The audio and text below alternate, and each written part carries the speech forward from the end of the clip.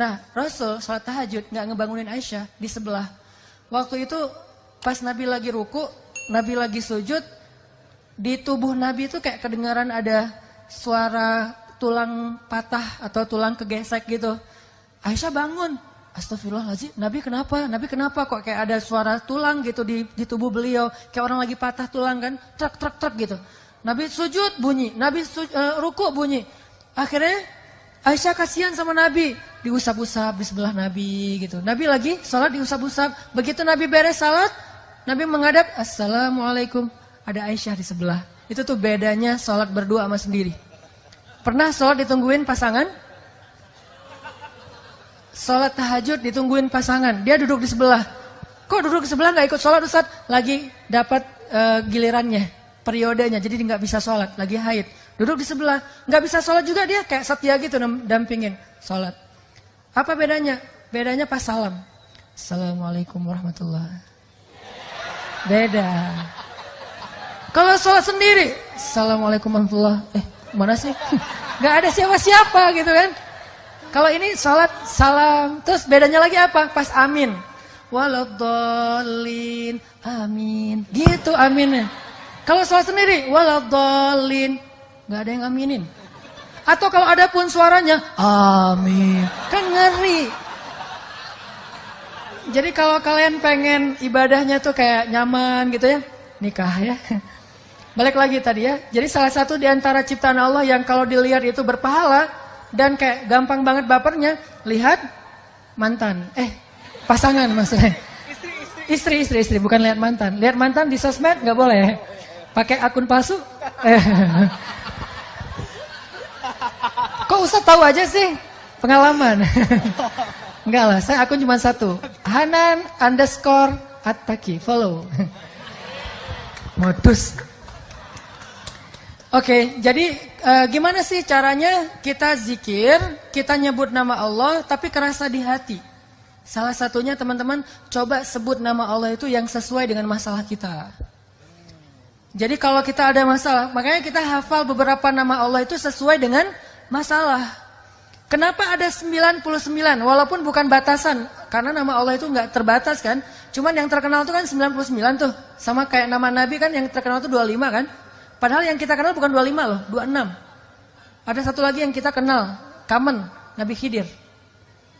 Berarti kan Nabi bukan 25, ada Nabi Khidir, ada Nabi Yusha, Joshua, ada Nabi Daniel. Nabi itu ada lebih dari 100.000. Cuman yang terkenal 25. Nama Allah yang terkenal 99, tapi nggak terbatas. Kenapa ada 99? Biar kita tuh kalau lagi ada masalah, nyebut nama Allah itu sesuai dengan masalah kita. Masalahnya hutang, nyebutnya apa? Ya Razzaq. Kalau kita punya hutang, ya Razzaq, ya Fattah. Kalau kita kayak habis diputusin, nyebutnya apa? Ya Wadud, ya Sami'. Kenapa? Orang kalau habis diputusin kan pengen curhat kan? Curhat sama teman kadang-kadang kita baru buka curhat, dia curhat balik. Gue pengen curhat nih. Kenapa? Gue habis diputusin. Ya laki-laki emang semuanya kayak gitu. Gue juga kemarin diputusinnya dengan cara yang panjang. Padahal kan kita yang mau curhat. Kenapa dia curhat duluan gitu kan? Yang lebih parah lagi kita curhat lewat telepon. Dia dengerin loudspeaker. Udah gitu dia ngapa-ngapain, pergi ngapain gitu. Kita ngomong sendiri gitu kan, garing gak sih? Ngomong sendiri kita kayak udah bersemangat banget. Dia baik banget loh, dia mau dengar curhat gue. Ngomong panjang lebar. Terus lama-lama kita curiga, kok diam aja sih? Lu masih ada gak sih? Akhirnya dia lari dari dapur. Oh iya masih ada. Terus balik lagi. Ini itu manusia, dia bukan sami'. Apa arti sami'? Ini terjemahan mainstream. Saya tuh nggak suka mainstream, saya pengen yang sesuatu yang baru. Tajdid dalam pemahaman. Terjemahan sami' secara mainstream, maha mendengar. Apa sih maksud maha mendengar? Kalau menurut saya, sami' itu bukan hanya maha mendengar. Maha betah mendengar curhat. Itu sami'. Allah itu kalau dengar kita curhat, nggak pernah bosan. Allah itu kalau dengar curhat dari kita tuh nggak pernah dikasih limit. Kamu punya batas waktu 5 menit aja deh. Soalnya yang curhat kan banyak nih. Hamba-hamba semuanya bermasalah lagi pada galau nasional gitu. Ya udah kamu curhat 5 menit aja. Enggak, kita boleh curhat sepanjang malam. Begitu kita angkat tangan, Rabbi, Allah langsung mendatangi kita. Abdi, Hal laka hajah, kamu butuh sesuatu hambaku? Hal min taib, kamu pengen taubat hambaku? Hal min mustaghfir, kamu pengen minta ampun hambaku? Pengen apa? Pengen apa? Allah yang datangin kita. Allah turun dari langit dunia untuk dengan curhat kita di sepertiga malam terakhir. Allah yang datangin kita. Kalau teman kita kan kita yang datangin dia. Udah gitu kita harus bawa hadiah, kita harus traktirin dia makan, kita harus tambahin dia kuota. Ntar dia bilang, gara-gara curhat kamu tuh kuota gua habis, ya udah gua gantiin gitu kan. Kalau Allah nggak kayak gitu, dengerin curhat kita dan betah banget. Sehingga panggil Allah dengan nama yang sesuai masalah kita. Sehingga PR kita nih, challenge dari saya buat teman-teman, coba teman-teman baca terjemahan dari setiap nama di Asmaul Husna. Kan ada Asmaul Husna tuh, cari bukunya atau googling, kan ada terjemahannya. Coba pahami terjemahan itu. Salah satunya apa? Jabbar. Al-Jabbar. Al-Jabbar ini kan kalau dalam bahasa umum tuh yang maha memaksa. Yang maha perkasa, kuasa gitu. Memaksa sesuatu tuh sesuka dia. Itu Jabbar. Tapi Jabbar juga dalam makna yang lain, yang maha mengobati sakit hati loh. Itu arti Jabbar. Makanya ke dalam doa ketika kita antara dua sujud, kita baca apa? Rabbighfirli warhamni wajiburni. Apa arti wajiburni? Ya Allah paksain aku gitu. Enggak kan? Kan wajiburni itu dari kata Jabbar. Artinya apa? Ya Allah sembuhkanlah sakit hatiku. Jadi kalau lagi sakit hati, baper, kayak nggak terima kenyataan gitu, apa sih alasannya dan seterusnya? Kenapa sih dia left? Kenapa sih dia pergi? Kenapa dia segala macam kayak misalnya nge-reject telepon kita? Cara ngobatin sakit hati, wajiburni ya Jabbar. Wajiburni ya Jabbar. Jadi tergantung nada nih. Kalau ya Jabbar, itu artinya yang maha perkasa dan memaksa. Tapi kalau ngomongnya ya Jabbar, itu artinya yang menyembuhkan penyakit hati. Makanya coba baca deh. Asmaul Husna itu challenge anak muda ya. Coba baca, nggak usah hafal. Baca aja dulu. Karena kalau disuruh hafal nanti berat. Baca aja, pas ada masalah ngomong dengan nama itu. Wahai Zat yang maha mendengar. Saya lagi pengen curhat. Anak saya, suami saya, apa saya, kayak gitu-gitu kan ada masalah nih, masalah keluarga. Ngomong sama Allah, tapi panggil nama yang sesuai masalah kita. Itu akan kena banget. Satu, tutorial, zikir yang bikin hati kita itu kerasa. Yang kedua, coba kalau kita pengen zikir yang berkesan itu, baca juga bacaan-bacaan doa sesuai dengan apa yang pernah diajarin Nabi itu. Nabi itu banyak banget ngajarin doa-doa yang keren. Misalnya doa galau. Doa kayak hampir kayak desperate gitu, kayak hampir putus asa. Bacanya apa? La haula wala quwata illa billah. Dan itu ajaib banget. Sampai ini tutorial yang ketiga ya. Kalau teman-teman pengen zikirnya berasa di hati, baca fadilah dari zikir itu. Apa fadilah? Keutamaan. Benefit. Kerennya zikir itu apa? Coba baca. Misalnya nih, pas kita sholat ya. Siapa yang ketika sholat berjamaah mendengar imamnya mengatakan Sami Allahu liman hamidah. Apa artinya? Kita sering dengarkan itu kan? Sehari minimal 17 kali. Sami Allah liman hamidah. 3 kata. Allah maha mendengar kepada orang yang memujinya. Itu kata imam. Imam kayak ngingetin makmum. Puji Allah, Allah lagi dengerin nih. Gitu kan maksudnya. Sami Allahu liman hamidah. Kata imam. Kita langsung muji. Rabbana lakal hamdu. Hamdan kathiran. Tayyiban mubarakan fih. Begitu kita ngomong ini, tahu nggak apa yang terjadi? Malaikat itu akan rebutan pengen doain kita. Rebutan, gua duluan dong. Malaikat rebutan pengen nge-like caption kita. Malaikat tuh pengen nge-repost caption kita ke langit dengan kalimat apa? Ya Allah, sayangi hamba ini. Ya Allah, ampuni hamba ini. Sekarang giliran gua. Udah. Kayak rebutan orang berdoa di mana? Di Multazam Ka'bah. Kayak orang rebutan berdoa di mana?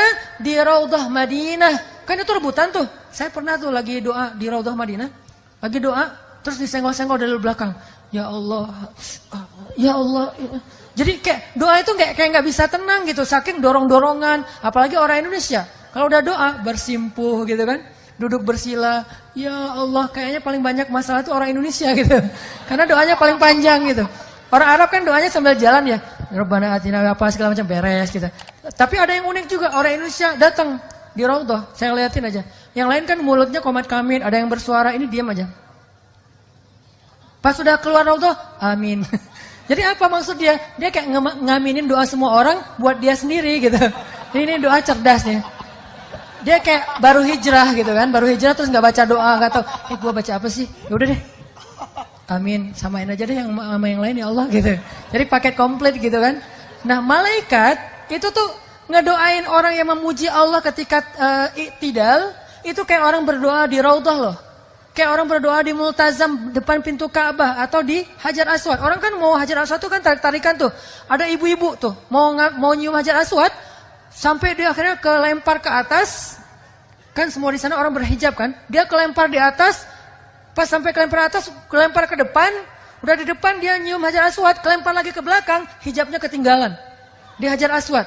Dia kelempar ke belakang, terus dia, alhamdulillah bisa cium Hajar Aswad, bu kepalanya, astagfirullah gitu. Ini nih hebohnya orang pengen apa? Pengen doa di sana kan ya. Nah, ternyata malaikat itu juga ada kayak momen-momen kayak gituan. Bukan cuma manusia doang yang kayak gitu. Kita pernah kayak gitu di pas umroh dan haji. Malaikat juga pernah. Kapan? Salah satu momen malaikat rebutan berdoa itu adalah ketika Sami Allahu liman hamidah. Kita di belakang. Rabbana lakal hamd. Hamdan katsiran tayyiban mubarakan fi. Itu malaikat rebutan pengen doain kita. Udah dong, gua dong. Ada berapa malaikat? 70.000 malaikat. Kebayang gak tuh keutamaan doa itu tuh? Baru baca gitu doang. Makanya kalau kita tahu fadilah, keutamaan setiap zikir, setiap kalimat yang kita baca, itu kita bakal semangat banget loh, berasa loh di hati. Kayak tadi lagi sholat, bukan GR ya, karena emang Nabi yang ngomong gitu kan. Jadi pas saya bilang, Sami Allahu liman hamidah, saya sendiri juga baca, Rabbana lakal hamdu, hamdan katsiran tayyiban mubarakan fi. Bukan saya GR, jadi tapi kayak nggak mungkin juga malaikat bilang, ngapain sih lo kayak GR banget, kita nggak doain lo. Nggak mungkin, malaikat tuh rebutan. Jadi kita kayak, alhamdulillah didoain malaikat. Kayak pengen i'tidal yang lama. Kan 70.000 malaikat ngantri gimana tuh? Bisa semalaman kan? Kalau seandainya saya mau tuh, seharusnya Rabbana lakal hamdu, hamdan katsiran tayyiban mubarakan fi. Udah aja diam. Cuman saya khawatir makmumnya yang curiga. Jangan-jangan Ustadz meninggal berdiri ini. Husnul khotimah gitu kan. Akhirnya digantiin dari belakang. Gitu. Jangan, itu sikut menyikut ya. Jangan ngikutin cara kayak gitu. Tapi artinya itu keutamaan. Belum lagi nanti pas kita sujud. Pas begitu kita sujud, itu posisi kita paling dekat sama Allah loh. Paling dekat gimana? Allah tuh kayak duduk di sebelah kita. Walaupun nggak ada perumpamaan untuk Allah ya. Karena Allah tidak seperti laisa kamitslihi syai'. Ini hanya analogi kedekatan nih. Bukan analogi Allah seperti apa. Analogi qurbah, dekatnya Allah. Itu kayak kalau kita sama teman tuh kayak lagi nempel kulit sama kulit, lu ngomong apa, lu mau minta apa gitu. Kayak ayah sama anak, ibu sama anak, anakku digendong, didekap gitu. Allah tuh lagi mendekap kita, kapan? Pas kita sujud. Jadi begitu sujud kita tuh berasa lagi didekap Allah. Ngapain bangkit cepat-cepat? Kalau kita sholatnya sendiri, kalau sholatnya berjamaah ya harus bangkit waktunya. Daripada nanti makmumnya curiga, tiba-tiba ada yang lagi sujud lama, gak bangkit, ada yang gini. Apa sih imamnya? Jangan-jangan batal. Tiba-tiba ntar imamnya hilang, tinggal makmum gitu kan ya. Kenapa? Batal wudhu gitu. Akhirnya sujud yang lama. Kenapa? Karena Allah lagi dekat banget sama kita pas kita sujud. Sehingga kita baca, Rabbi, ilaika aslamtu, wa bika amantu, wa alaika tawakkaltu. Bukan wa alaika aftartu, wa bika apa. Itu mah doa iftar ya. Enggak. Ini artinya teman-teman 3 itu ya. 1, hafal Asmaul Husna. Kedua, hafal doa-doa yang diajarin Nabi, diajarin sahabat, diajarin ulama. Boleh nggak Ustaz doa kita bikin sendiri? Boleh. Selama itu baik. Kok boleh Ustaz? Berarti bid'ah dong? Nggak bid'ah. Emangnya di zaman Nabi itu ada doa tentang ujian nasional nggak? Terus kalau anak kita ujian nasional doanya gimana? Oh, nggak bisa doa dong Ustaz, kan nggak ada contohnya dari Nabi. Soalnya anak Nabi nggak ada yang ikut ujian nasional. Doa itu adalah ibadah mutlak secara fikih. Arti mutlak bebas selama dia baik. Beda dengan muqayyad. Kalau sholat itu muqayyad, udah ada aturannya, how to-nya. Kalau doa mutlak bebas. Kita bisa berdoa nggak angkat tangan, freestyler gitu kan. Lu lagi ngapain? Lagi doa. Kok nggak angkat tangan? Gua free ride. Jadi kayak nggak ngangkat tangan gitu. Ya Allah, santai banget anaknya. Nabi pernah doa nggak angkat tangan? Pernah. Doa apa? Doa pas naik kendaraan. Karena Nabi baca doa itu pas lagi naik. Kebayang nggak angkat tangan lagi naik kendaraan? Gimana tuh? Apalagi moge naik Harley. Sambil naik tuh, sambil baca doa kan nggak mungkin ya. Sambil angkat tangan. Pasti Nabi pegangan setir gitu kan. Setir itu adalah tali kekang onta. Itu setirnya gitu. Jadi doa nggak pakai angkat tangan boleh. Atau angkat tangan juga boleh. Gini. Ada yang angkat tangannya gini. Girly banget sih. Kan dia, kenapa kok gitu? Aku kan feminim sih. Jadi saya doanya tuh kayak girly banget gitu kan. Ada yang doanya standar gitu. Ya Allah. Ada yang kebuka, ada yang ketutup. Tergantung gayanya masing-masing. Ada juga yang doanya tuh kayak berharap banget. Ada yang kayak gitu. Ada yang doanya tuh gini. Pernah gak ngeliat? Nabi ketika malam perang Badar, doanya tuh gini. Itu namanya istighosah. Ada ayatnya? Ada. Il tastaghithuna rabbakum fastajabalakum. Di surat Al-Anfal. Ketika kalian beristighosah kepada Rabb kalian. Jadi istighosah itu ada dalilnya. Il tastaghithun rabbakum. Ketika kalian beristighosah kepada Rabb kalian. Apa arti istighosah?